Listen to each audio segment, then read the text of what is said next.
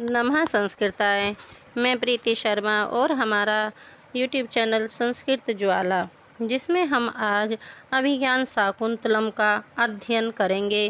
पहले हम महाकवि कालिदास के बारे में थोड़ा सा जान लेंगे, उसके बाद हम अभिज्ञान शाकुंतलम के बारे में जानेंगे।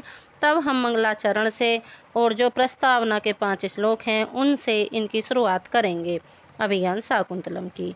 अतः जिन्होंने हमारा चैनल को सब्सक्राइब नहीं किया है वो हमारा चैनल सब्सक्राइब कर लीजिए और लाइक कर लीजिए, ताकि आपको बार बार जितने भी हम वीडियोज बनाते हैं प्राप्त होते रहें। अब हम कवि परिचय में महाकवि कालिदास का परिचय बताते हैं। महाकवि कालिदास की पत्नी विद्योत्तमा हैं, ससुर उनके शारदानंद हैं और जो मित्र हैं वो लंका के राजा कुमारदास हैं। समय ईसा पूर्व प्रथम शताब्दी है। जन्म स्थान इनका उज्जैनी, कहीं कहीं कश्मीरी मानते हैं कुछ विद्वान, कुछ बंगाली मानते हैं, लेकिन उज्जैनी ज़्यादा अधिक सटीक मिलता है। आश्रयदाता कवि इनके चंद्रगुप्त विक्रमादित्य हैं और जाति गोत्र इनका ब्राह्मण है। रचनाएं कालक्रम की दृष्टि से सबसे पहले ऋतु संहार जो गीति काव्य है और कुमार संभवम महाकाव्य है जो मालविकाग्नि मित्र नाटक और विक्रमो उर्वश्यम त्रोटक है। मेघदूतम खंड काव्य है, रघुवंशम महाकाव्य है और अभिज्ञान शाकुंतलम नाटक है। ये शिव के उपासक थे। प्रिय छंद इनका उपजाति और अनुष्टुप है। प्रिय अलंकार उपमा है। कालिदास की रीति गुण वैधर्वी रीति है और प्रसाद गुण है। कालिदास का प्रिय रस श्रृंगार रस है। कालिदास की अन्य कृतियाँ कालीस्त्रोत, गंगाष्टक, ज्योतिर्विदाभरण, राक्षस काव्य, श्रुतबोध हैं। अब हम देखिए जो हमारे पास संस्कृत साहित्यम का इतिहास है उससे हम इसके कवि के बारे में डीपली पढ़ेंगे और उसी से हम जो अभिज्ञान शाकुंतलम का परिचय है वहीं से करेंगे, क्योंकि वहाँ से आयोग टीजीटी में, एलटी में और भी अन्य परीक्षाएं होती हैं, उनमें भी क्वेश्चंस पूछता है और वो बुक अच्छी है, उसी से आयोग प्रश्न करता है। ये हमने संस्कृत साहित्यम की बुक कपिल देव द्विवेदी जी की लगाई है और कालिदास का इसके अनुसार जीवन वृत्त हम बताते हैं। महाकवि कालिदास के जीवन वृत्त के विषय में कोई भी प्रमाणिक सामग्री उपलब्ध नहीं है। महाकवि कालिदास ने अपने ग्रंथों में महाकवि बाण के तुल्य अपने जीवन के विषय में कोई सामग्री नहीं दी है, अतः अंतः साक्ष्य का अभाव है। परवर्ती काव्यों, महाकाव्यों या नाटकों में भी कहीं कालिदास के जीवन के विषय में कोई उल्लेख नहीं है, अतः वही साक्ष्य का भी प्राय अभाव है। केवल कुछ किंवदंतियाँ प्रचलित हैं जिनके आधार पर कालिदास के जीवन पर कुछ प्रकाश पड़ता है। संक्षेप में किंवदंतियाँ ये हैं। नंबर 1, विद्योत्तमः वृत्तांत है विद्योत्तमा का। किंवदंती है कि महाकवि कालिदास बाल्यकाल में अत्यंत मूर्ख थे। अपने समय की सर्वोत्तम विदुषी और ज्ञान गर्विता विद्योत्तमा नाम की एक राजकुमारी के साथ उनके विवाह का षड्यंत्र रचा गया। पंडितों ने मूक शास्त्रार्थ का आयोजन किया और उसमें कालिदास को विजयी घोषित किया। विवाह के पश्चात पत्नी के द्वारा तिरस्कृत होने पर कालिदास ने काली देवी की उपासना की और विद्या का वरदान प्राप्त कर घर लौटे। कालिदास ने पत्नी से अनावृत कपाटम द्वारम देहि, दरवाजा खोलो कहा। उत्तर में पत्नी ने कहा, अस्ति कश्चिद वाग्य विशेषः, वाणी में अब कुछ विशेषता आ गई है। कालिदास पत्नी के इस वाक्य से इतने प्रभावित हुए कि उन्होंने उपर्युक्त वाक्य के 3 शब्दों को लेकर एक एक काव्य की रचना कर डाली। अस्ति से कुमार संभवम, अस्ति उत्तरस्यां दिशि, ये पहला श्लोक है कुमार संभव का। कश्चित् से मेघदूतम कश्चित् कांता वीरः गुरुणाम, ये मेघदूत का पहला श्लोक है। वाग से रघुवंश, वागार्थी संप्रक्तो रघुवंश का। अब जो नवरत्न वृत्तांत है वो ज्योति विदाभरण में एक श्लोक उपलब्ध होता है कि विक्रमादित्य की सभा में 9 रत्न थे, जिनमें से एक कालिदास जी भी थे। धवंतरी, छप्पणकः, अमर सिंह, शंकुः, वेताल भट्ट, घटर कर पर कालिदासः ख्यातः वरः मिहिरः निरपतेः सभायां रत्नानि वैवर रुचिः नवः विक्रमस्य है। यह विक्रमादित्य कौन है, इस विषय में पर्याप्त मतभेद हैं। भोज वृत्तांत, तो भोज व्रत जो है वो किंवदंती है कि धारा के राजा भोज 1005 ईस्वी से 1054 ईस्वी के प्रधान कवि कालिदास थे। राजा भोज संस्कृत भाषा के आश्रयदाता नरेशों में से सर्वाग्रणी हैं। भोज प्रबंध ग्रंथ में राजा भोज और कालिदास की घनिष्ठ मित्रता का उल्लेख है। ऐसा प्रतीत होता है कि जिस प्रकार आद्य शंकराचार्य के नाम से शंकराचार्य की गद्दियां बनी और उन पर बैठने वाले सन्यासियों को शंकराचार्य कहा जाता है, उसी प्रकार आद्य कालिदास के नाम पर राजकवियों को कालिदास कहने की परंपरा चल पड़ी। राजा भोज के आश्रित राजकवि पद्मगुप्त या परिमल कालिदास को भी इसी प्रकार कालिदास कहा गया है। वे रघुवंश आदि के लेखक आद्य कालिदास नहीं हैं। अब कुमारदास वृत्तांत, कुमारदास वृत्त। किंवदंती है कि कालिदास का अंतिम समय लंका के महाराज कुमारदास 500 ईस्वी के यहाँ बीता। समय है कुमारदास का 500 ईस्वी, इनके यहाँ बीता। यहाँ पर धन के लोभ में एक वेश्या ने इनकी हत्या करा दी। अब जन्म स्थान के बारे में, कालिदास के जन्म स्थान के विषय में भी पर्याप्त मतभेद है। कालिदास के विद्वान उनको कश्मीर के विद्वान उनको कश्मीरी सिद्ध करते हैं और बंगाल के विद्वान उनको बंगाली और उज्जैन के विद्वान उज्जैनी निवासी सिद्ध करते हैं। मेघदूत में कालिदास ने उज्जैनी के प्रति विशेष आग्रह और आदर भाव प्रदर्शित किया है। इससे ज्ञात होता है कि वे उज्जैनी के निवासी थे या अधिक समय तक उज्जैनी में रहे। मेघदूत में उज्जैनी नगरी के सौंदर्य, क्षिप्रा, ये शिप्रा गलत लिखा है, क्षिप्रा है, क्षिप्रा नदी और महाकाल के मंदिर का विशेष भावुकता के साथ वर्णन मिलता है। अन्य परिचय, कालिदास के ग्रंथों को देखने से ज्ञात होता है कि वे जन्मना ब्राह्मण थे और शिव भक्त थे। अन्य देवों के प्रति भी उनका आदर भाव था। रघुवंश और मेघदूत के वर्णनों से ज्ञात होता है कि उन्होंने भारत की विस्तृत यात्रा की थी, अतएव उनके भौगोलिक वर्णन सत्य, स्वाभाविक और मनोरम हुए हैं।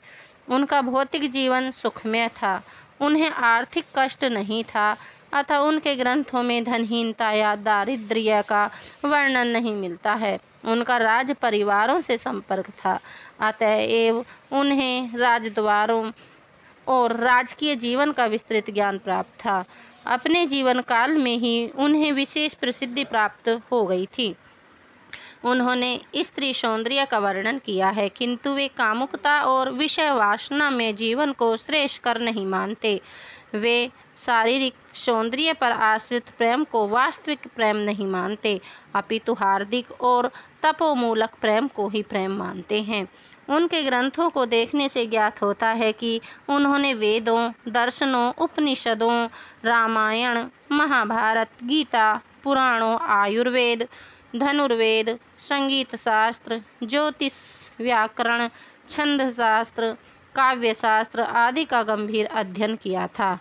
ऊपर उल्लेख किया जा चुका है कि राजकवियों को कालिदास कहने की परंपरा चल पड़ी थी। सभी का उपनाम कालिदास था। कालिदास उपनाम वालों के भी कई ग्रंथ हैं और वे सभी कालिदास की रचनाएं कही जाती हैं। राजशेखर ने ऐसे 3 कालिदासों का उल्लेख किया है। पूछा जाता है कालिदास के अनुसार कितने कालिदास थे। एकोपि जीयते हंत कालिदासो न किंचित सिंगारे ललित उद्गारे कालिदास त्रयी किमु। कालिदास की 7 रचनाएं हैं जो प्रसिद्ध हैं। नंबर 1 नाटक अभिज्ञान शाकुंतलम, जो हमारे टीजीटी और एलटी के सिलेबस में लगा है। इसका चतुर्थ अंक विक्रमोर्वशीयम, मालविकाग्निमित्रम, और काव्य ग्रंथ है रघुवंश कुमार संभवम। गीति काव्य मेघदूत, ऋतु संहार। इनके अतिरिक्त कुछ अन्य कृतियाँ भी कालिदास की रचना बताई जाती हैं। नंबर 1 काली स्रोत, गंगाष्टक पूछी जाती है, काली स्रोत और गंगाष्टक। और ज्योतिर्विदाभरण, राक्षस काव्य, श्रुतबोध क्षम्यता। इनको लेते हुए 41 ग्रंथ कालिदास की रचनाएं बताए जाते हैं। वस्तुतः उपर्युक्त 7 ग्रंथों को छोड़कर शेष रचनाएं आद्य कालिदास की न होकर परवर्ती कालिदास उपनाम वाले कवियों की रचनाएं समझनी चाहिए, क्योंकि ये रचनाएं भाव, भाषा, शैली, प्रौढ़ता आदि की दृष्टि से न्यून स्तर की हैं। कालिदास की सभी रचनाओं को कालक्रम की दृष्टि से इस प्रकार रखा जा सकता है। प्रश्न यहाँ से पूछता है कि कालक्रम के अनुसार कालिदास की रचनाओं को सजाइए। ऋतु संहार, फिर कुमार संभव, फिर मालविकाग्निमित्रम, विक्रमोर्वशीयम, मेघदूत, रघुवंशम, और अंतिम रचना है अभिज्ञान शाकुंतलम। अब कपिल देव द्विवेदी जी के अनुसार कालिदास का समय, ये प्रमाणिक समय है। इसके अनुसार कपिल देव द्विवेदी की पुस्तक को लेकर आप आयोग जा सकते हैं। कालिदास के समय के विषय में प्रमाणिक सामग्री का नितांत अभाव है। कालिदास ने स्वयं या उनके समकालीन किसी भी लेखक ने इसके विषय में कुछ नहीं लिखा है। इनके समय के विषय में जो मत प्रस्तुत किए गए हैं वे अनुमान पर आधारित हैं। कालिदास के समय के विषय में केवल एक तथ्य आकट्य माना जाता रहा है, वह है कालिदास का विक्रमादित्य के नवरत्नों में होना। किंतु विक्रमादित्य राजा कौन है, यह प्रश्न भी उठना ही उलझा हुआ है।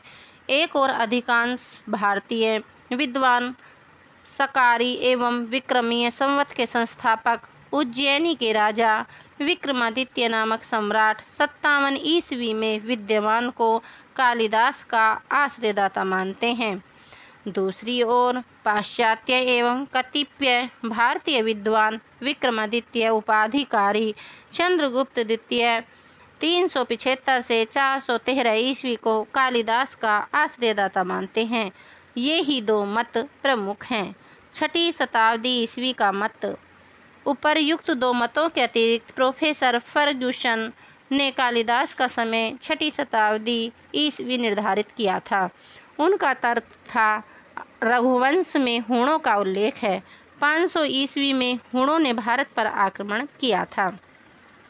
हर्ष विक्रमादित्य ने हूणों और शकों को हराया था। हर्ष ने ही अपने संवत को प्राचीन बनाने के लिए 600 वर्ष प्राचीन विक्रम संवत नाम दिया और 57 ईसा पूर्व से प्रारंभ हुआ। अतः कालिदास का समय 500 ईस्वी के बाद मानना चाहिए। इन मत पर निम्नलिखित आपत्तियां हैं। कौन कौन सी हैं? नंबर 1, इतिहास में ऐसा कोई प्रमाण नहीं है कि 600 ईस्वी बाद वाला व्यक्ति प्राचीनता के लिए 600 वर्ष प्राचीन संवत चला दे और सभी लोग उसको प्रमाणिक भी मान लें।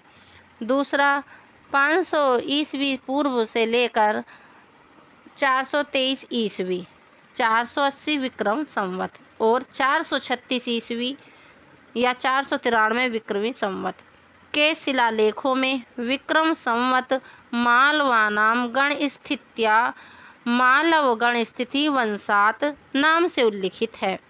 और नंबर 3, रघुवंश में हूणों का उल्लेख भारत की सीमा पर है। ईसवीय पूर्व प्रथम और द्वितीय शताब्दी में हूण भारत की उत्तरी सीमा पर थे। नंबर 4, 473 ईस्वी के मंदसौर वाली वत्स भट्टीकृत प्रशस्ति में मेघदूत और ऋतु संहार का प्रभाव स्पष्ट दृष्टिगोचर है। उपर्युक्त कारणों से फर्गुसन के मत का खंडन होता है, अतएव फर्गुसन का मत सर्वथा लुप्त हो गया है। कालिदास के समय की पूर्व सीमा कालिदास के समय से पहले की सीमा है। कालिदास ने मालविकाग्नि मित्र नाटक में शुंगवंशी पुष्यमित्र के पुत्र अग्निमित्र को नायक बनाया है। उनका समय 150 ईसा पूर्व के लगभग था, अतः कालिदास 150 ईसा पूर्व से पहले नहीं माने जा सकते हैं। अपर सीमा बाण ने नंबर 1 बाण ने हर्षचरित की भूमिका के 16वें श्लोक में कालिदास का उल्लेख किया है। बाण सम्राट हर्ष 606 ईस्वी से 648 ईस्वी का आश्रित कवि थे। बाण हर्ष के आश्रित कवि थे, अतः कालिदास का समय 606 ईस्वी से पूर्व होना चाहिए। ऐहोल शिलालेख 634 ईस्वी से 556 शक संवत में कवि रविकीर्ति ने अपने आप को कालिदास और भारवी के तुल्य महाकवि बताया है। विजयताम रविकीर्ति ही कविता आश्रित कालिदास भारवी कीर्ति ही ऐसा शिलालेख पर अंकित है। 473 ईस्वी के मंदसौर के शिलालेख पर कालिदास के ग्रंथों का प्रभाव स्पष्ट रूप से दिखाई पड़ता है, अतः कालिदास 473 ईस्वी से पूर्व रहे होंगे। चतुर्थ शताब्दी ईस्वी या गुप्तकालीन मत। इस मत के समर्थन में निम्नलिखित युक्तियां दी जाती हैं। इन युक्तियों की समीक्षा भी साथ ही दी गई है। नंबर 1 चंद्रगुप्त द्वितीय विक्रमादित्य। चंद्रगुप्त द्वितीय 375 ईस्वी से 413 ईस्वी की वस्तुतः प्रथम विक्रमादित्य हैं, जिसने कालिदास को आश्रय दिया। उसने ही पूर्व प्रचलित मालव संवत को अपना विक्रम नाम लगाकर विक्रम संवत प्रचलित किया। उसने शकवंशी क्षत्रपों का नाश किया, अतः उसे शकारी कह सकते हैं। समीक्षा देखिए। नंबर क चंद्रगुप्त द्वितीय से पहले ईसा पूर्व प्रथम शताब्दी में शकों का निहंता, उज्जैनी का सम्राट और विक्रमादित्य नामधारी व्यक्ति हुआ था। उसने ही ईसा पूर्व प्रथम शताब्दी में शकों पर विजय के उपलक्ष्य में विक्रम संवत चलाया था। यह साहित्यिक एवं ऐतिहासिक प्रमाणों से सिद्ध है। चंद्रगुप्त द्वितीय ने प्राचीन मालव संवत को विक्रम नाम दिया। यह अत्यंत आपत्तिजनक है। इसके निम्नलिखित कारण है। नंबर 1 एक सम्राट दूसरे के चलाए संवत को अपने नाम से चलाना स्वीकार नहीं करता। चंद्रगुप्त द्वितीय के पितामह चंद्रगुप्त प्रथम ने 320 ईस्वी में गुप्त संवत चलाया था। उनके पौत्र के लिए उचित नहीं है कि वह अपने वंश परंपरागत संवत को छोड़कर नया संवत चलावे या अपनाए। स्वयं गुप्त राजाओं ने बाद में विक्रम संवत को स्वीकार न करके गुप्त संवत का भी उल्लेख किया है। जैसे स्कंदगुप्त के गिरनाल वाले शिलालेख में गुप्त प्रकाले गणनाम विधाय कहकर गुप्त संवत का उल्लेख है। अतः चंद्रगुप्त द्वितीय को विक्रम संवत का संस्थापक कहना युक्ति संगत नहीं है। चंद्रगुप्त द्वितीय से पूर्व प्रथम शताब्दी ईसा पूर्व में शक पश्चिम उत्तर प्रांत में विद्वान थे। उनके आक्रमण और घोर अत्याचार का वर्णन गर्ग संहिता में मिलता है। शकों के विध्वंस को बहुत महत्व दिया गया और शकारी विक्रमादित्य के नाम से नया संवत चलाया गया। नंबर 5 संवत जैसे महत्वपूर्ण कार्य उपाधि पर निर्भर न होकर व्यक्तिगत नाम से चलते हैं। व्यक्तिगत नाम चंद्रगुप्त था, न कि विक्रमादित्य। अतः चंद्रगुप्त द्वितीय को प्रथम विक्रमादित्य या कालिदास का आश्रयदाता नहीं कहा जा सकता। अब गुप्त काल। नंबर 2 गुप्त काल समृद्धि का समय। कालिदास के ग्रंथों में जिस सुख शांति युक्त समाज का चित्रण मिलता है वह इतिहास में गुप्त काल में ही था। समीक्षा यह कथन सत्य नहीं है। ईसा पूर्व प्रथम शताब्दी में शकों के उच्छेद के बाद सामाजिक स्थिति सुख शांति में थी। धर्म कर्म की सुप्रतिष्ठा की गई थी, अतः कालिदास को इस आधार पर गुप्तकालीन कहना असंगत है। नंबर 3, गुप्त काल में संस्कृत का पुनरुत्थान। गुप्तकालीन राजाओं ने संस्कृत भाषा के अभ्युदय के लिए अनेक प्रयत्न किए एवं संस्कृत कवियों का आदर किया। यह संस्कृत के पुनरुत्थान का समय था। कालिदास भी इस युग में हुए होंगे। समीक्षा देख लीजिए। गुप्त काल से पूर्व भी संस्कृत की परंपरा अक्षुण्ण चल रही थी। रामायण और महाभारत का परिवर्धन इसी काल में हुआ। पुराण, स्मृति ग्रंथ, आशुघोष के 2 महाकाव्य और नाटक, हाल की गाथा सप्तशती। ये प्रश्न पूछता है गाथा सप्तशती के लेखक कौन है। प्रियव्रत का सेतुबंध देखिए, ये भी पूछता है। हमारे यहाँ जितने भी ये क्वेश्चन आते हैं सब कालिदास इसके कपिल देव द्विवेदी के संस्कृत साहित्य इतिहास से ही आते हैं। आदि ग्रंथ इसी समय में लिखे गए हैं। क्षत्रप राजा रुद्रदामन 150 ईस्वी का गिरनार का शिलालेख। हरिश्रेण कीर्त समुद्र गुप्त प्रशस्ति युक्त प्रयाग स्तंभलेख 350 ईस्वी। रुद्रदामन का गिरनार का शिलालेख पूछा जाता है, कौन सी ईस्वी का है, तो ये 150 ईस्वी का है। और हरिश्रेण का समुद्रगुप्त प्रशस्ति युक्त प्रयाग स्तंभलेख 350 ईस्वी का है। आदि संस्कृत भाषा के वैभव को सूचित करते हैं। नंबर 4, कालिदास के ग्रंथों में गुप्त धातु का प्रयोग। कालिदास ने अपने आश्रयदाता गुप्त राजाओं के स्मृत्यर्थ रघुवंश आदि में बार बार गुप्त धातु का प्रयोग किया है। देखो श्लोक संख्या देख लीजिए। रघुवंश में पहले अंक में 21वां श्लोक है और दूसरे सर्ग में 55वां है और 2 और 3 में दूसरा का 24 है आदि। अतः कालिदास किसी गुप्त राजा के आश्रित कवि थे। समीक्षा। नंबर 1, यदि गुप्त धातु का विशेष पारिभाषिक अर्थ में प्रयोग होता तो यह निष्कर्ष निकालना संभव था। गुप्त धातु का सामान्य रक्षा अर्थ में प्रयोग है। नंबर 2, रक्षा अर्थ में ही गुप्त धातु के साथ रक्ष, पा और त्रयी धातुओं के भी प्रयोग सामान्यतः रघुवंश आदि में सर्वत्र मिलते हैं। रामायण, महाभारत, कौटिल्य अर्थशास्त्र तथा स्मृति ग्रंथों में रक्षा अर्थ में गुप्त धातु का प्रयोग अति प्रचलित है।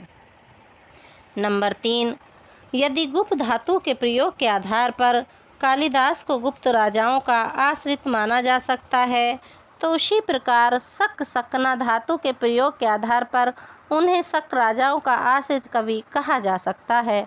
नंबर 4, यदि इसी कुतर्क का लाभ उठाकर बुरे तर्क का, कुतर्क बुरे अर्थ में आता है, उपसर्ग, कुतर्क का लाभ उठाया जाए तो कालिदास को गुप्त वैश्य सिद्ध किया जा सकता है, क्योंकि उन्हें प्रेम से गुप्त धातु का प्रयोग किया है। आगे आया हमारा रघुवंश में कुमार संभव। कुमार शब्द, कुमार संभव में कुमार शब्द कुमार गुप्त काल के जन्म के स्मृत्यर्थ प्रयुक्त है। रघुवंश आदि में भी कुमार शब्द का प्रयोग मिलता है। अब समीक्षा देख लीजिए। नंबर 1, पुत्र अर्थ में कुमार शब्द का प्रयोग सभी काव्यों और नाटकों में मिलता है। शिव के पुत्र स्कंद के लिए कुमार शब्द अत्यंत प्रचलित है, उसके लिए ही कुमार संभव के कुमार शब्द हैं। अतः कुमार संभव के कुमार शब्द को लेकर कालिदास को गुप्त राजाओं का आश्रित कवि सिद्ध करना निरर्थक प्रयास है। चंद्र शब्द का प्रयोग, अपने आश्रयदाता चंद्रगुप्त के स्मृत्यर्थ रघुवंश आदि में अनेक स्थलों पर चंद्र शब्द तथा चंद्रवाचक इंदु आदि शब्दों का प्रयोग किया गया है। इसी प्रकार समुद्रवाचक शब्द समुद्रगुप्त के सूचक हैं। समीक्षा, सभी काव्यों और नाटकों में चंद्र और समुद्र के वर्णन सामान्यतः मिलते हैं। इसके आधार पर चंद्र और समुद्र शब्दों के चंद्रगुप्त और समुद्रगुप्त अर्थ निकालना अत्यंत असंगत है। नंबर 7, विक्रम उर्वशीय में विक्रम शब्द। विक्रम उर्वशीय में विक्रम शब्द चंद्रगुप्त द्वितीय विक्रमादित्य का सूचक है। समीक्षा, विक्रम उर्वशीय में विक्रम शब्द पुरुरवा के पराक्रम के लिए है। विक्रम शब्द विक्रमादित्य नाम का सूचक हो सकता है, न कि विक्रमादित्य उपाधि का। नंबर 3, इतिहास में 4 विक्रमादित्य हुए हैं, अतः चंद्रगुप्त द्वितीय को ही विक्रम शब्द से लेने का कोई आधार नहीं है। नंबर 8 पे आई हमारा मालविकाग्नि मित्र की रचना। चंद्रगुप्त द्वितीय की पुत्री प्रभावती गुप्त के वाकाटक राजा रुद्रसेन द्वितीय के साथ विवाह के अवसर पर अभिन्यार्थ इस नाटक की रचना हुई। समीक्षा है, यह युक्ति गुप्तकालीन मत की साधक न होकर वस्तुतः घातक युक्ति है। मालविकाग्नि मित्र की रचना सिद्ध करती है कि कालिदास का समय शुंग वंशी राजा अग्निमित्र 150 ईस्वी के लगभग के समीप है। इसके आधार पर कालिदास का समय ईसा पूर्व में सिद्ध होता है। रघु दिग्विजय और समुद्रगुप्त दिग्विजय में साम्य। हरिश्रेण की जो रचना है प्रयाग प्रशस्ति में वर्णित समुद्रगुप्त की दिग्विजय को आधार मानकर रघुवंश में रघु की दिग्विजय का वर्णन है। इसी प्रकार मालविकाग्नि मित्र में वर्णित अश्वमेध का आधार समुद्रगुप्त द्वारा किया गया अश्वमेध है। समीक्षा, रघु की दिग्विजय का आधार वस्तुतः वाल्मीकि रामायण, महाभारत और पुराणों में वर्णित दिग्विजय है। समुद्रगुप्त दक्षिण में पांड्य राजाओं से पराजित हुए थे और रघु ने पांडव राजाओं को पराजित किया था, अतः पराजित समुद्रगुप्त को विजेता रघु का आदर्श बताना अत्यंत असंगत है। नंबर 3, पतंजलि के महाभाष्य से सिद्ध है कि पुष्यमित्र ने अश्वमेध यज्ञ किया था। उपयुक्त दोनों युक्तियां असार हैं। अब आया हमारा हूणों का उल्लेख। कालिदास ने रघुवंश में वक्षु नदी के तट पर हूणों के होने का उल्लेख किया है। 450 ईस्वी के लगभग हूण कहाँ पर थे? स्कंदगुप्त ने उन्हें हराया था। हूणई यस्य समागतस्य समरे। गिरनार का शिलालेख 455 से 456 ईस्वी, अतः कालिदास का समय 450 ईस्वी के बाद होना चाहिए। अब समीक्षा देख लीजिए। महाभारत में हूण, पारसिक, यवन, शक, चीनी आदि का उल्लेख है। चीनान, सकांस तथा च उडान वरवरान वनवासिनः वार्ष्णेयान हारहूणांश्च कृष्णान हेमवतांस तथा आदि महाभारत में आया है। पुराणों में भुवन विन्यास प्रकरण में भी हूणों आदि का उल्लेख है। कालिदास के वर्णन के आधार पर महाभारत आदि हैं। नंबर 2, पारसियों का धर्म ग्रंथ अवेस्ता समय ईसा पूर्व में हूणों का उल्लेख है। नंबर 3, कनिष्क 78 ईस्वी के लगभग के समय में लिखित ललित विस्तर में हूणों का उल्लेख है। Professor R.N. आप्टे ने सिद्ध किया है कि 250 ईस्वी में हूण बैक्ट्रिया में थे। मध्य एशिया के इतिहास से ज्ञात होता है कि हूण द्वितीय शताब्दी ईसा पूर्व में भारत के पश्चिमी भाग में विद्यमान थे। गर्ग संहिता प्रथम शताब्दी ईसा पूर्व में हूणों और शकों द्वारा भारत पर घोर आक्रमण का वर्णन है, अतः हूणों के उल्लेख के आधार पर कालिदास को गुप्तकालीन सिद्ध करना संभव नहीं है। अब हमारा 11 नंबर पे आए दिग्नांग का उल्लेख। दिग्नांग मेघदूत में कालिदास ने दिग्नांग का उल्लेख किया है। दिग्नागा नाम पथि परिहरण पूर्व में के श्लोक संख्या 14 में 400 ईस्वी के लगभग दिग्नांग नामक एक प्रसिद्ध बौद्ध दार्शनिक हुए हैं। वह कालिदास का प्रतिस्पर्धी कहा जाता है, तो कालिदास का समय 400 ईस्वी के बाद होना चाहिए। अब समीक्षा देख लीजिए। दिग्नांग बौद्ध दार्शनिक था, न कि कवि था। पूछा जाता है कि बौद्ध दार्शनिक कौन था और नाम दे देते हैं 2-4। दोनों प्रतिस्पर्धी थे, उनका कोई आधार नहीं था। कालिदास के लिए असंभव था वह प्रतिस्पर्धी की स्मृति में श्लोक बनाए, उसके साथ बहुवचन का प्रयोग दिग्नागा नाम करे। कालिदास श्लेष प्रिय कवि नहीं थे। कवि रूप में कुंदमाला नाटक के लेखक दिंगनांग हैं। उन्होंने नांदी पाठ में हरेम्ब, गणेश और शिव की स्तुति की है। किसने? दिंगनांग ने।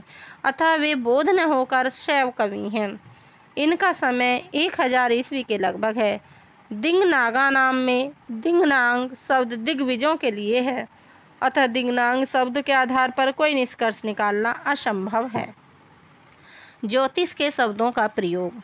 कालिदास के रघुवंश आदि में राशि नाम, जामित्र आदि शब्दों तथा ग्रहों के ऊंच नीच होने आदि का वर्णन किया है।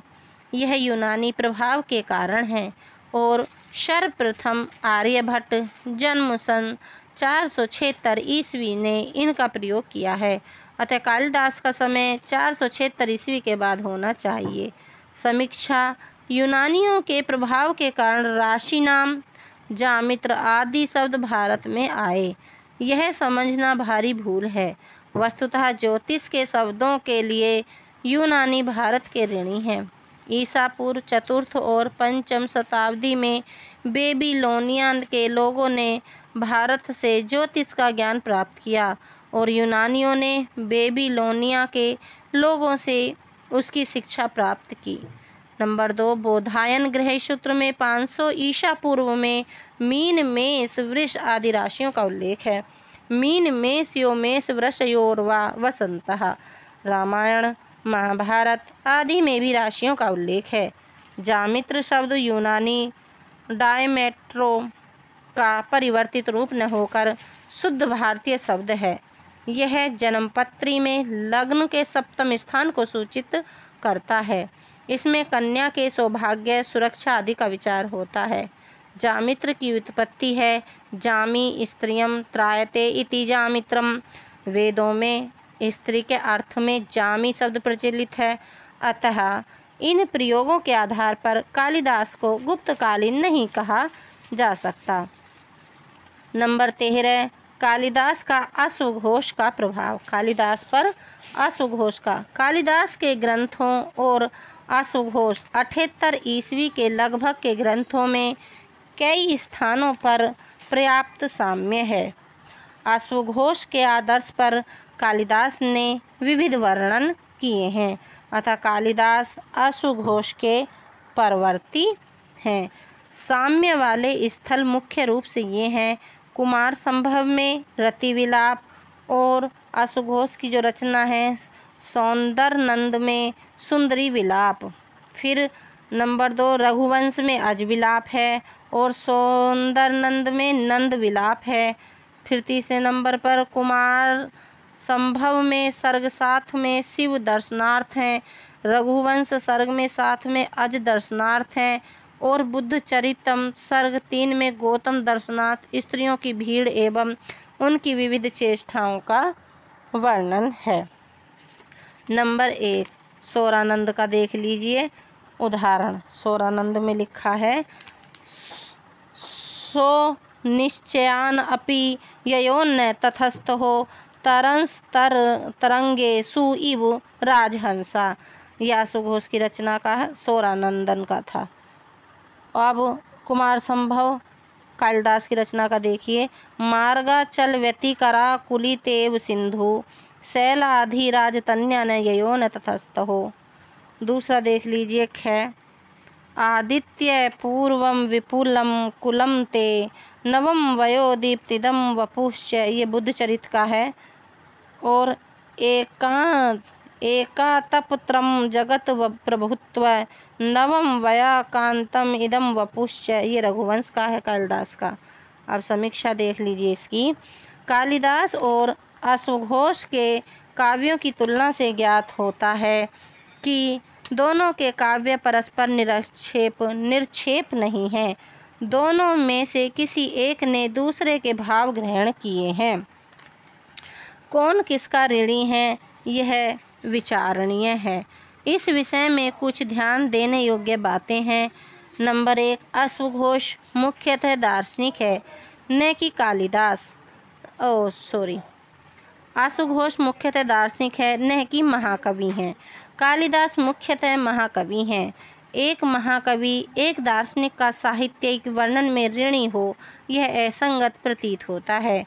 कालिदास ने मालविकाग्नि मित्र की प्रस्तावना में अपने पूर्ववर्ती महाकवियों भास, सौमिल, कविपुत्र आदि का उल्लेख किया है। यदि अश्वघोष आदरणीय और अनुकरणीय कवि होते तो उनका नाम भी लिया जाता। नंबर 3, अश्वघोष का नाम बाण, राजशेखर आदि ने भी आदर्श कवियों में नहीं किया है। अश्वघोष को निम्न स्तरीय कवि मानने के कारण साहित्य शास्त्रियों ने उसके ग्रंथों से उद्धरण नहीं दिए हैं।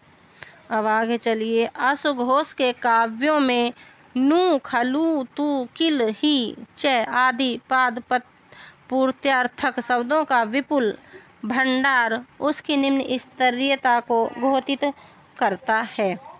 अश्वघोष का वाक्य विनाश शिथिल है। अश्वघोष ने कहीं कहीं केवल पांडित्य प्रदर्शनार्थ भट्टी काव्य के तुल्य बौद्धिक व्यायाम का प्रदर्शन किया है, या मा और मी धातुओं से बनने वाले मियते का 4 विभिन्न अर्थों में प्रयोग किया है। आगे देखिए स्वरानंद नाटक का श्लोक। यत्र स्मामीयते भ्रम केश्चित् केश्चिन् नामीयते काले निमीयते सोमो न च काले प्रमीयते। इसमें मीयते में क्रमशः ये 4 अर्थ हैं। माँ देखना, मी हिंसा करना, नी माँ निचोड़ना, प्रेमा मरना। अतः यह असंदिग्ध रूप से कहा जा सकता है कि कालिदास अश्वघोष का ऋणी नहीं है, अपितु अश्वघोष ही कालिदास का ऋणी है। इस आधार पर कालिदास को गुप्तकालीन नहीं कहा जा सकता। अब कुछ मत में देख लीजिए। प्रथम शताब्दी ईसा पूर्व का मत। प्राचीन भारतीय अनुश्रुति के अनुसार कालिदास विक्रम संवत के प्रवर्तक विक्रमादित्य के नवरत्नों में से एक थे। विक्रमादित्य का जो समय है, विक्रमादित्य का समय ईसा पूर्व प्रथम शताब्दी था। इस मत के विरुद्ध निम्नलिखित आक्षेप हैं। इनका निराकरण भी साथ ही दिया गया है। विक्रमादित्य ऐतिहासिक व्यक्ति नहीं। प्रथम शताब्दी ईसा पूर्व में विक्रमादित्य राजा के होने का कोई ऐतिहासिक प्रमाण नहीं है। निराकरण। नंबर 1, सोमदेव की रचना है। कथा सरित सागर में उज्जैनी के राजा विक्रमादित्य का उल्लेख है। यह ग्रंथ गुणाढ़ 78 ईस्वी के लगभग गुणाढ़ की रचना है, व्रत कथा पर आधारित है।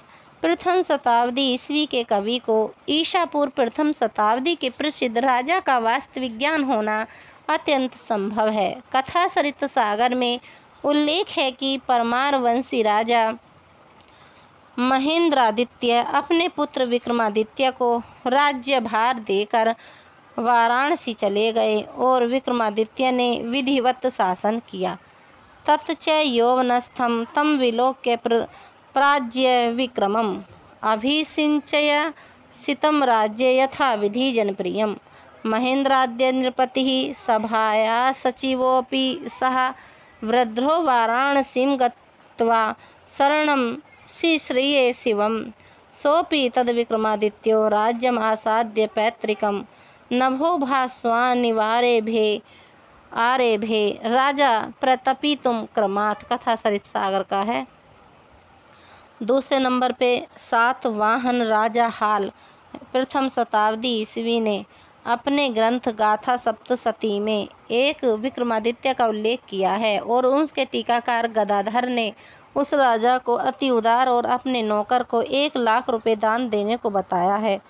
और ये इसका वर्णन दिया है थोड़ा सा। संवाहरण सुहुरस डैश डैश चलेण विक्रमायित चरित्य गाथा सप्तशती। विक्रमादित्योऽपि डैश डैश भृतस्य करे लक्ष्यं ददाति इति अर्थः गदाधर। प्रथम शताब्दी ईस्वी के एक राजा द्वारा अपने पूर्ववर्ती विक्रमादित्य के उल्लेख से ईसा पूर्व प्रथम शताब्दी में विक्रमादित्य का होना साहित्यिक प्रमाण से पुष्ट होता है। विश्व के इतिहास में ऐसा कोई उदाहरण नहीं है कि व्यक्ति न हुआ हो उसके नाम से संवत चल पड़े या परवर्ती कोई राजा संवत को प्राचीन सिद्ध करने के लिए 600 वर्ष पूर्ववर्ती बनाकर प्रचलित करे। शिलालेखों आदि में उल्लेख न होना कोई अभाव का सूचक नहीं है। ईसा का कोई भी शिलालेख उपलब्ध नहीं है। कालिदास का आश्रयदाता विक्रमादित्य उज्जैनी का राजा और गुप्त राजा पाटलिपुत्र के राजा थे। उज्जैनी उनकी प्रांतीय राजधानी थी। विंसेंट स्मिथ और एडगर्टन ने ईसा पूर्व प्रथम शताब्दी में विक्रमादित्य का होना संभव बताया है। मेरु तुंगाचार्य ने जैन चरित पदावली में विक्रमादित्य का उल्लेख किया है और महावीर ने निर्वाण के 470वें वर्ष में उसकी सत्ता बताई है। महावीर का निर्वाण 527 ईस्वी में हुआ, अतः 527 से 470 या 57 ईसा पूर्व विक्रमादित्य का समय सिद्ध हो गया है। देख लीजिए, विक्रमादित्य उपाधि मात्र। विक्रमादित्य नाम का कोई राजा नहीं हुआ था, अपितु यह कुछ राजाओं की उपाधि मात्र थी। अब इसका निराकरण करते हैं। ईसा पूर्व प्रथम शताब्दी में हुए राजा का नाम ही विक्रमादित्य था। इनके पिता का नाम महेंद्रादित्य था। उसके आदर्श चरित्र के कारण चंद्रगुप्त द्वितीय आदि ने विक्रमादित्य उपाधि धारण की। इस तथ्य का समर्थन इस बात से भी होता है कि चंद्रगुप्त द्वितीय के पुत्र कुमारगुप्त ने अपना महत्व अधिक सिद्ध करने के लिए विक्रमादित्य के पिता महेंद्रादित्य का नाम उपाधि रूप में ग्रहण किया। नवरत्नों की अप्रामाणिकता। ज्योतिर्विदाभरण 22:10 के श्लोक धवंतरी छप्पड़का ने जिन नवरत्नों का उल्लेख किया है वे सभी व्यक्ति वस्तुतः समकालीन नहीं रहे हैं। इनमें वराह मिहिर का समय 6ठी शताब्दी ईस्वी है और अमरकोश का अमर सिंह का समय 414 ईस्वी से 642 ईस्वी के मध्य माना जाता है। अब इसका निराकरण देख लीजिए। उक्त जनश्रुति में केवल इतनी सत्यता असंदिग्ध है कि विक्रमादित्य नाम का एक राजा था और उनके 9 रत्न थे, जिनमें कालिदास भी एक थे और इनका अभी भी उज्जैन में बना रखा है चित्र। सारे 9 रत्न बैठा रखे हैं, कवियों की मूर्तियां बनी हुई हैं पुस्तक हाथ में लिए हुए, और सिंहासन पर बैठे हुए विक्रमादित्य की भी फोटो है। जब महाकाल के मंदिर के दर्शन के लिए जाते हैं लाइन लगती है, उसके बीच में पड़ता है। कालिदास को ईसा पूर्व प्रथम शताब्दी में मानने के कारण। भाषा शैली जिसके आधार पर मानते हैं। कालिदास की भाषा और शैली रामायण और महाभारत की भाषा शैली के बहुत समीप है। इसमें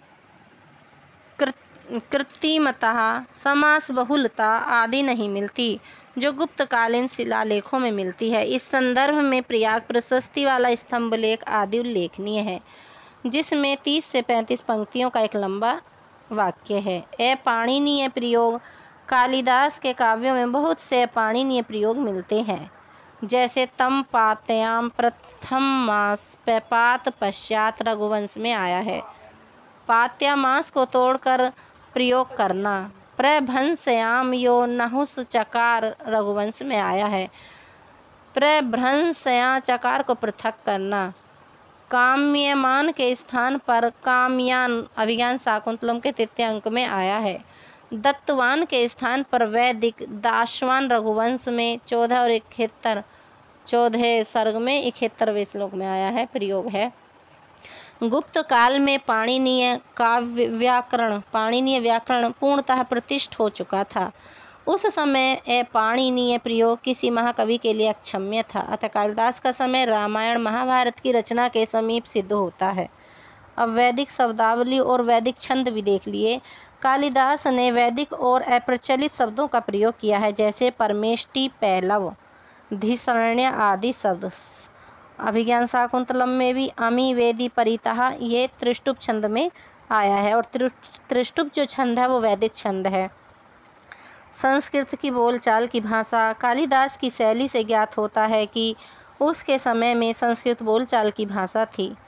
नंबर 5 पे देखिए मालविकाग्नि मित्र की रचना। मालविकाग्नि मित्र में शुंगवंशी राजा पुष्यमित्र के पुत्र अग्निमित्र को नायक बनाना, उसका भरत वाक्य और इतिहास ग्रंथों में अप्राप्त अग्निमित्र विषयक तथ्यों का उल्लेख सिद्ध करता है कि वह अग्निमित्र 150 ईसा पूर्व के अधिक समीप था। परशुराम को अवतार न मानना। कालिदास ने परशुराम को ऋषि माना है, अवतार नहीं। ईसवीं सन में भी परशुराम को अवतार मानने की कल्पना हुई है। अश्वघोष पर प्रभाव। महाकवि अश्वघोष 78 ईस्वी के लगभग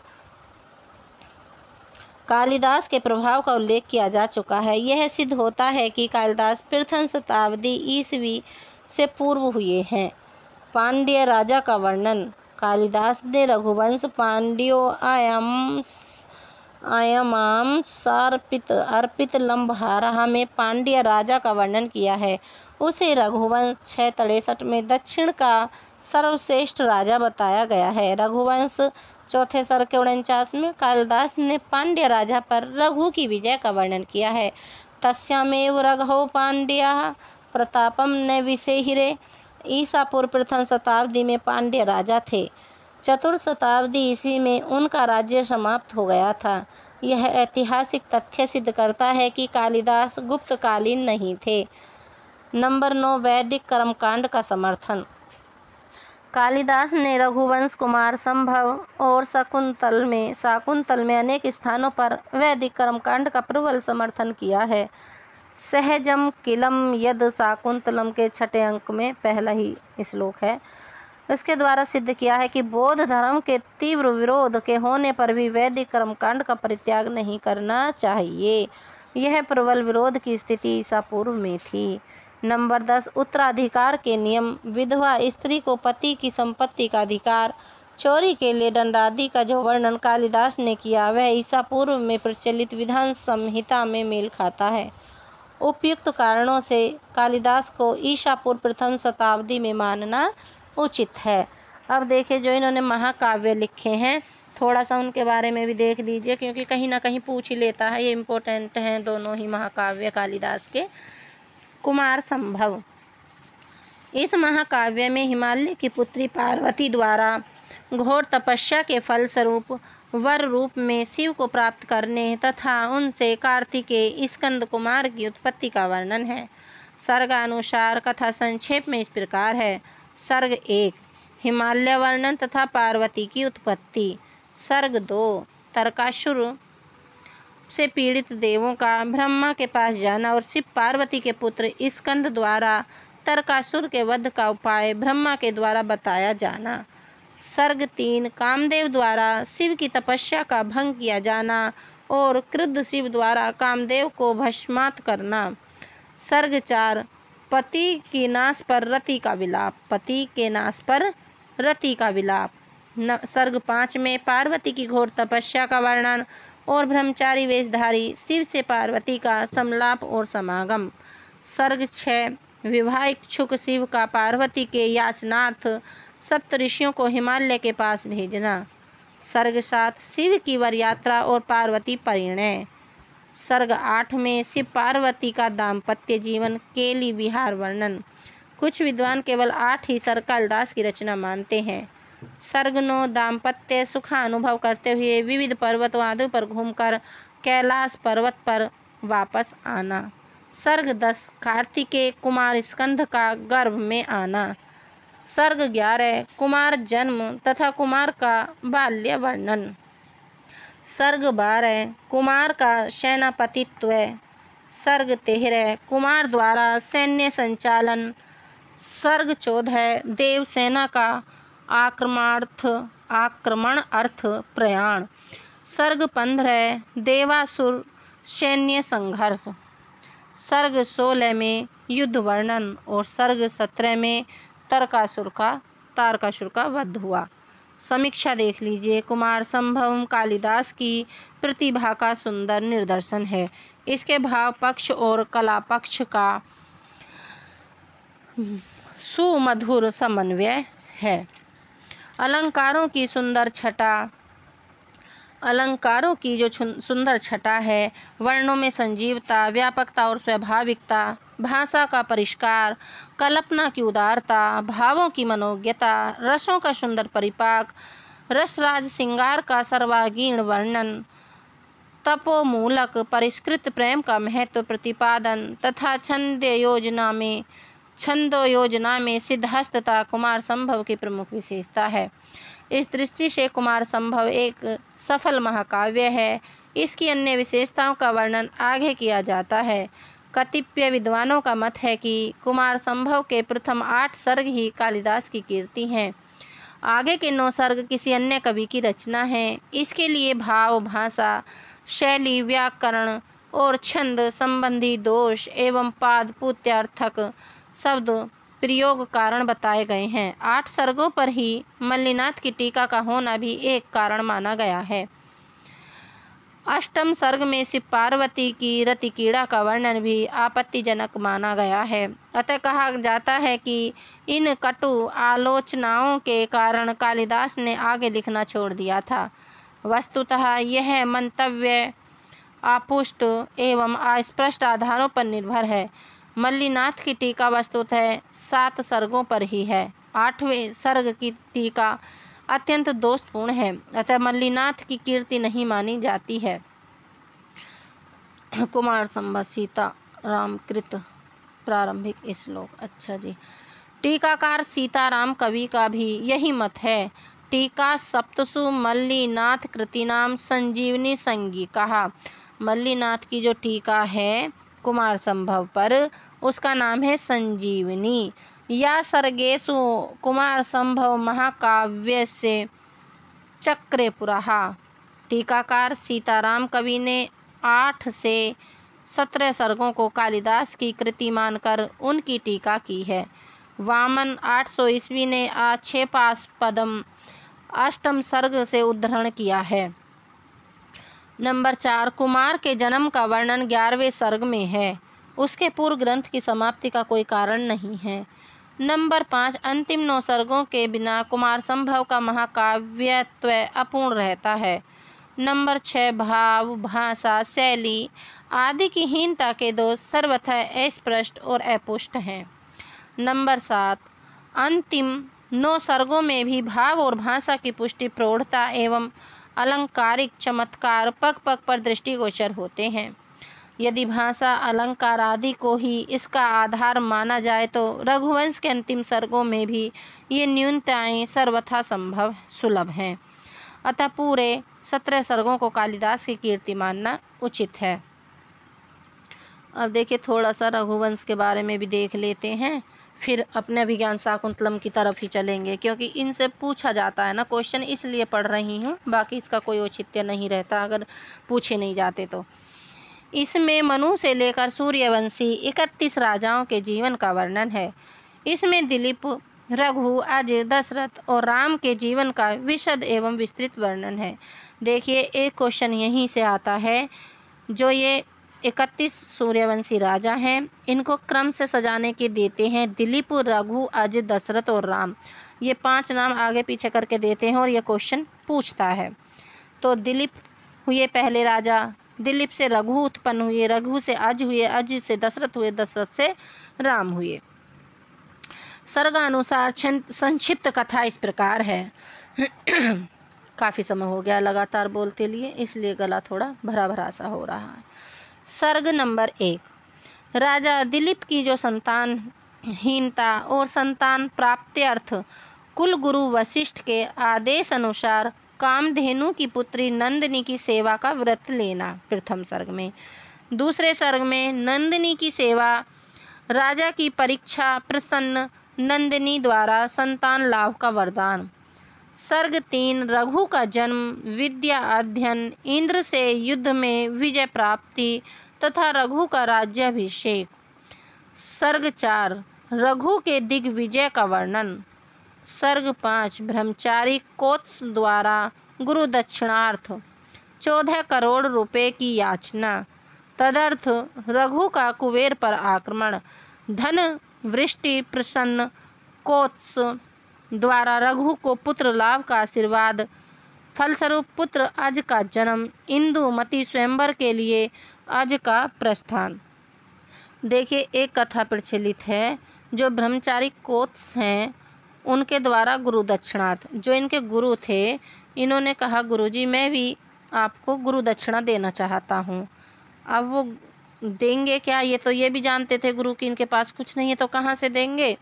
जब उन्होंने कई बार पूछा तो उनके गुरु ने बोला कि आप मुझे 14 करोड़ रुपए दें गुरु दक्षिणा में।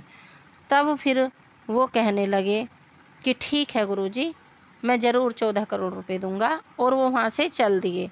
वो पहुँचे रघु के पास। उस समय वहाँ राजाओं में रघु का बहुत नाम था, लेकिन जैसे ही वे रघु के पास पहुँचते हैं तो रघु अपना सब कुछ दान करके और अपना आसन लगाए हुए तपस्या करने के लिए बैठते हैं, संन्यास ले लेते हैं। तब रघु के पास आए कोत्स और कहने लगे यहाँ तो पहले ही सब कुछ खत्म है।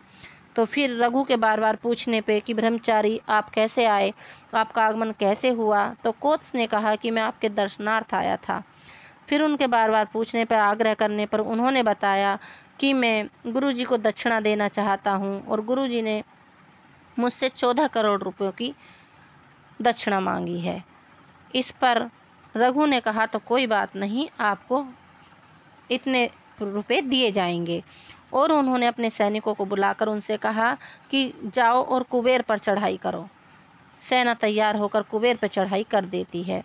थोड़ी देर युद्ध चलता है। कुबेर हाथ जोड़ के बोलते हैं रघु से कि राजा रघु, आपको किस कारणवश यहाँ मुझ पर चढ़ाई करी, क्या गलती हुई मेरी। जब उन्होंने बताया कि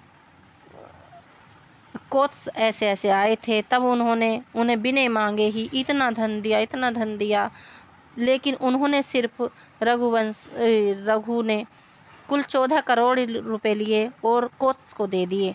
कोत्स ने लेकर अपने गुरुजी को दक्षिणा दे दी। उसी का वर्णन है सर्ग 5 में। सर्ग 6 में देखिए, इंदुमती स्वयंवर का वर्णन है। सर्ग 7 में अज इंदुमती परिणय है, प्रतिस्पर्धा राजाओं से युद्ध और अज की विजय है। सर्ग 8 में अज का राज्य अभिषेक, दशरथ जन्म है, इंदुमती वियोग और अज का विलाप है। सर्ग 9 में दशरथ का मृग्या वर्णन है, श्रवण कुमार की हत्या और दशरथ को श्राप की प्राप्ति होती है। सर्ग 10 में पुत्रेष्टि यज्ञ होता है, राम आदि और 4 पुत्रों का जन्म होता है, राम और बाकी 4 लक्ष्मण, भरत, शत्रुघ्न। सर्ग 11 सीता स्वयंवर और राम आदि का विवाह होता है सर्ग 11 में। 12 में राम वनवास होता है, सीता का फिर हरण हो जाता है, फिर राम युद्ध करते हैं, रावण का वध होता है। सर्ग 13 में राम का पुष्पक विमान से अयोध्या प्रत्यागमन तथा मार्गस्थ स्थलों का विशद वर्णन होता है।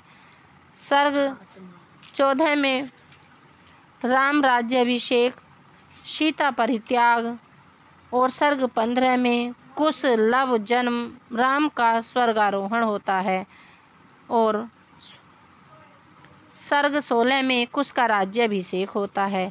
कुश का कुमुदवती से विवाह होता है 16 में ही। सर्ग 17 में कुश का स्वर्गवास होता है, कुश पुत्र अतिथि का राज्याभिषेक होता है। सर्ग 18 में अतिथि तथा उसके वंशज 21 राजाओं का संक्षिप्त वर्णन होता है। सर्ग 19 में अग्निवर्ण का राज्याभिषेक और उसकी अत्यधिक विषय आसक्ति, राजक्षम्या से पीड़ित होकर स्वर्गवास, उसकी रानी का राज्याभिषेक, गर्भस्थ बालक के उत्तराधिकारी होने का अमात्य द्वारा निर्णय होता है। अब देखिए रघुवंश का जो वंश वृक्ष है वो देख लीजिए। रघुवंश में 31 सूर्यवंशी राजाओं का वर्णन। उनका क्रम है मनु वैश्वस्त वंशज, दिलीप, फिर रघु, फिर अज, दशरथ, राम। लव और कुश हुए, कुश से फिर अतिथि हुए, निषद हुए और नल हुए, फिर नल से नभ हुए, नभ से पुंडरिक हुए, पुंडरिक से क्षेमधनवा हुए, क्षेमधनवा से देवानिक हुए, अहिनगर हुए, पारयात्र हुए, फिर उनसे सिल हुए, उन्नाभ हुए, वज्रनाभ हुए, संखण हुए, व्यूसितासु हुए, विश्वसह हुए, हिरण्यनाभ हुए, कौशल्य हुए, ब्रह्मिष्ठ हुए, पुत्र हुए, पुष्य हुए, ध्रुव संधि, फिर सुदर्शन हुए, फिर अग्निवर्ण हुए। तत्पश्चात अग्निवर्ण की पत्नी तथा गर्भस्थ बालक को राज्य अधिकार मिला। अब देखिए समीक्षा। रघुवंश कालिदास की प्रतिभा का काव्य रूप में सर्वोत्तम निदर्शन है। कवि की प्रतिभा का प्रस्फुरण पद पद पर परिलक्षित होता है। एक ओर भावों का सौंदर्य है तो दूसरी ओर कलात्मक का चमत्कार। एक ओर भाषा और प्रसाद और माधुर्य है तो दूसरी ओर अलंकारों में अनुपम छटा है। एक ओर वाच्यार्थ की मुख्यता है तो दूसरी ओर व्यंग्यार्थ का अपूर्व संयोजन है। एक ओर संभोग श्रृंगार का सुखद रसास्वाद है तो दूसरी ओर विप्लव श्रृंगार की मामरिक अनुभूति है। एक ओर बाह्य प्रकृति का विशद वर्णन है तो दूसरी ओर अंतः प्रकृति का तात्विक विश्लेषण है। एक ओर अज इंदुमती के प्रगाढ़ प्रेम का चित्रण है तो दूसरी ओर सीता परित्याग का मार्मिक दृश्य है। एक ओर दिलीप आदि का तपोम्य जीवन है तो दूसरी ओर अग्निवर्ण की घोर विषयासक्ति है। एक ओर राजा का आदर्श और उसकी प्रजावत्सलता है तो दूसरी ओर प्रजा की राजभक्ति है। एक ओर राजतंत्र का महत्व है तो दूसरी ओर प्रजा में विचार स्वातंत्र्य है। इस प्रकार रघुवंश विविध विरोधी गुणों का समन्वय है। कहीं दार्शनिक पांडित्य प्रदर्शन तो कहीं काव्य शास्त्रीय वैदुष्य, कहीं उपमा का मनोहर प्रयोग तो कहीं अर्थांतन्यास की छटा, कहीं श्रम साध्य यमक तो कहीं सहज उत्प्रेक्षाएं, कहीं वर्णन वैविध्य तो कहीं कल्पना की ऊंची उड़ान। इस प्रकार कालिदास सभी दृष्टि में कवियों के लिए आदर्श हो गए। रघुकार कालिदास के इस वैशिष्ट्य के कारण ही कवियों और आलोचकों का कहना पड़ा कि कै इहि रघुकारेन रमते। ठीक है, अब इससे आगे हम पढ़ेंगे अभिज्ञान शाकुंतलम। एक बार देख लेते हैं कि अभिज्ञान शाकुंतलम का इसमें कितना वर्णन दिया है। अगर ज़्यादा होगा तो फिर हम अगली वीडियो में इसका वर्णन करेंगे। देखिए कालिदास का वर्णन हमारा ये आएगा आगे, ये शकुंतला अभिज्ञान शाकुंतलम। देखिए ये आ गया है हमारा अभिज्ञान शाकुंतलम। हमारी टीजीटी की और एलटी की पुस्तक में अभिज्ञान शाकुंतलम है, लेकिन संस्कृत साहित्यम से किसी भी रचना से क्वेश्चन कर लेते हैं पुटअप। अभिज्ञान शाकुंतलम शाकुंतल संस्कृत साहित्य ही नहीं अपितु विश्व साहित्य का सर्वोत्कृष्ट नाटक है। इसमें 7 अंकों में दुष्यंत और शकुंतला के प्रेम, वियोग और पुनर्मिलन का वर्णन है। अंक नंबर 1, मृग का पीछा करते हुए राजा दुष्यंत कर्ण ऋषि के आश्रम में प्रवेश करके शकुंतला का दर्शन करता है। भ्रमर से शकुंतला की रक्षा करता है। राजा शकुंतला पर अनुरक्त होता है। शकुंतला का परिचय प्राप्त होता है कि वह विश्वामित्र और मेनका की पुत्री है तथा कर्ण द्वारा पालित पोषित है। शकुंतला राजा के गुणों पर मुग्ध है। दूसरे अंक में राजा शकुंतला पर अपने प्रेम की सूचना विदूषक को देता है। अंक 3 में शकुंतला दुष्यंत के प्रति आसक्ति के कारण अस्वस्थ है। वह एक प्रेम पत्र लिखती है। राजा प्रकट होकर उससे गंधर्व विवाह करता है।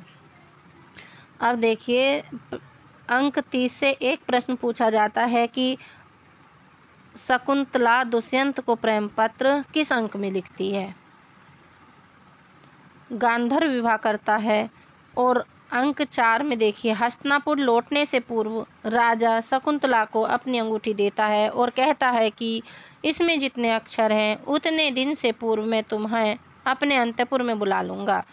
आतिथ्य न करने पर दुर्वासा ऋषि शकुंतला को श्राप देते हैं कि अवसर आने पर तुम्हारा पति तुम्हें नहीं पहचानेगा। अनसुया की प्रार्थना पर दुर्वासा, अनसुया नहीं करती प्रार्थना, प्रार्थना तो प्रेमवदा करती है, लेकिन अनसुया प्रेमवदा को भेजती है और प्रार्थना प्रेमवदा करती है। प्रार्थना पर दुर्वासा आश्वासन देते हैं कि अंगूठी दिखाने पर श्राप निवृत्त होगा। कर्ण ऋषि सोमतीर्थ की यात्रा से लौटते हैं। उन्हें आकाशवाणी से शकुंतला और दुष्यंत के गांधर्व विवाह और शकुंतला के गर्भवती होने का समाचार मिलता है। ऋषि 2 शिष्यों के साथ शकुंतला को राजा के पास भेजते हैं। शकुंतला वृक्षों, लताओं, पशु पक्षियों, मृग, शिशु, सखियों और पिता से विदाई लेकर हस्तिनापुर के लिए चल पड़ती है। अंक 5। शकुंतला राजा दुष्यंत के राजद्वार में पहुंचती है और वहां राजा दुर्वासा के श्राप के कारण शकुंतला को नहीं पहचानता है। रोती हुई शकुंतला को एक अप्सरा, उसकी माता मेनका, अप्सरा जो है शकुंतला की जो माता है वो एक अप्सरा है और उनकी जो सखी है सानुमति वो है, तो उनकी माता मेनका उठा ले जाती हैं।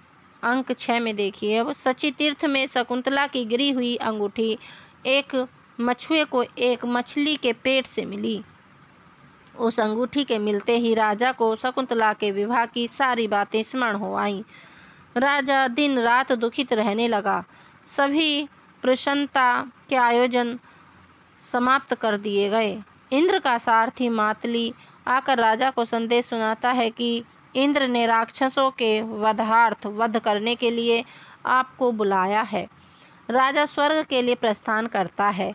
अंक 7 में देखिए, राजा दैत्यों पर विजय प्राप्त करता है। स्वर्ग से लौटते समय मारीच ऋषि के आश्रम में शकुंतला और पुत्र भरत से राजा का मिलन होता है। मारीच ऋषि दोनों को आशीर्वाद देते हैं। इंद्र के रथ पर दोनों हस्तिनापुर पहुंचते हैं। मूलक कथा और उसमें कुछ परिवर्तन दिया गया है, देख लेते हैं, थोड़ा सा ही है, ये भी ज़्यादा नहीं है। शकुंतला की कथा महाभारत के आदि पर्व अध्याय 67 से 74 में वर्णित शकुंतला उपाख्यान से ली गई है। पद्म पुराण के स्वरखंड में भी यह कथा प्राप्त होती है, परंतु यह कथा महाभारत और शाकुंतल की कथा पर आश्रित है। अतः देखिए, अतः उसे आधार नहीं माना जा सकता। महाभारत की सीधी सादी कथा को कालिदास ने अपनी प्रतिभा एवं अनुपम कल्पना शक्ति के द्वारा एक मनोरम आख्यान बना दिया है। कालिदास ने मूल कथा में मुख्य परिवर्तन निम्नलिखित किए हैं। अब इनके परिवर्तन देख लीजिए, कौन कौन से परिवर्तन किए हैं। ऋषि की सोमतीर्थ यात्रा। ऋषि की सोमतीर्थ यात्रा में शाकुंतल में नाटक में ऋषि कर्ण शकुंतला पर आने वाली विपत्तियों के निवारणार्थ सोमतीर्थ जाते हैं और कई मास बाद लौटते हैं। मूल कथा में ऋषि फल लाने के लिए वन में गए थे। इतने समय में राजा का शकुंतला से प्रणय, विवाह, विहार और गर्भाधान आदि सब कुछ संभव नहीं है। दूसरा देखिए, दूसरा है राजा का अकेले आश्रम में प्रवेश। मूल कथा में राजा सेना सहित आश्रम के पास पहुंचता है और सेना को बाहर रोककर आश्रम में जाता है। अब तीसरा देखिए, शकुंतला का जन्म वृतांत। शकुंतला की जन्मविषयक बातें अनसुया और प्रियमवदा बताती हैं। मूल कथा में शकुंतला अपने जन्म का विवरण स्वयं देती है। इससे उसका चरित्र निर्लज्ज का सा प्रतीत होता है। भ्रमर वृत्त मूल कथा में भोरों के द्वारा शकुंतला को तंग करने का वर्णन सर्वथा नहीं है। इससे राजा का शकुंतला के रक्षार्थ आना स्वाभाविक ढंग से हुआ है। विवाह की शर्त। मूल कथा में शकुंतला ने विवाह की शर्त रखी है कि मेरा पुत्र युवराज होगा।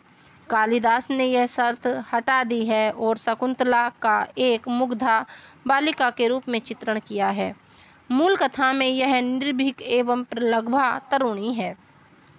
मूल कथा में दुष्यंत शकुंतला से मिलते हैं कि विवाह का प्रस्ताव करता है। शाकुंतल में तृतीय अंक में यह प्रस्ताव हुआ है। अंगूठी, अब देखिए अंगूठी, यह अभिज्ञान शाकुंतलम, यह कालिदास की मौलिक देन है। राजा का शकुंतला को अंगूठी देना, अंगूठी का खोना, उसका पुनः मिलना, अंगूठी से श्राप निवृत्ति, ये बातें सभी बातें नहीं हैं। अंक 2 पूर्णतः मौलिक रचना है। 8 दुर्वासा का श्राप, यह कालिदास की मौलिक कल्पना है। श्राप के कारण दुष्यंत का चरित्र उदात्त रहता है। शकुंतला प्रत्याख्यान, मूल कथा में राजा सारी घटनाएं याद होने पर भी लोक अपवाद के डर से शकुंतला को स्वीकार नहीं करता है। आकाशवाणी के द्वारा समर्थन होने पर उसे स्वीकार करता है। इससे राजा का चरित्र अत्यंत निम्न कोटि का ज्ञात होता है। शाकुंतल में दुर्वासा के श्राप के कारण राजा शकुंतला को नहीं पहचानता, इससे उसे चरित्र पर दोष नहीं आता। शकुंतला की विदाई, मूल कथा में शकुंतला का पुत्र आश्रम में ही होता है। मूल कथा में जो शकुंतला का पुत्र है वो आश्रम में ही होता है। जब वह बालक 6 वर्ष का हो जाता है तब ऋषि उसे राजा के पास भेजते हैं। शाकुंतल में ऋषि तीर्थ यात्रा से लौटते ही शकुंतला को गर्भवती जानकर राजा के पास विदा कर देते हैं। 11 सारंगरव से राजा का विवाद मूल कथा में नहीं है। नंबर 12 मेनका द्वारा शकुंतला का उठा ले जाना मूल कथा में नहीं है। अंक 6 यह पूरा अंक कालिदास की मौलिक कल्पना है। धीवर को अंगूठी मिलना, धीवर से राजा को अंगूठी मिलना, शाप की निवृत्ति होना, राजा का दुखित होना, धनमित्र व्यापारी की मृत्यु का समाचार मिलना, अपुत्रता के कारण राजा का दुखित होना, मातली का आगमन होना, राजा का स्वर्ग जाना। अब अंक 7 में यह पूरा अंक मूल कथा में नहीं है। राक्षसों पर विजय, मारीच ऋषि के आश्रम में राजा का जाना, पुत्र दर्शन, शकुंतला मिलन, ऋषि का आशीर्वाद, ये सभी बातें नवीन कल्पनाएं हैं। अब देखिए हमने यहाँ से शुरू किया था, ये यहाँ से, बस इससे पहले कुछ नहीं था। आज इतना ही। नमः संस्कृताय। सभी को बहुत बहुत धन्यवाद। इससे आगे का दूसरी वीडियो हम बनाएंगे।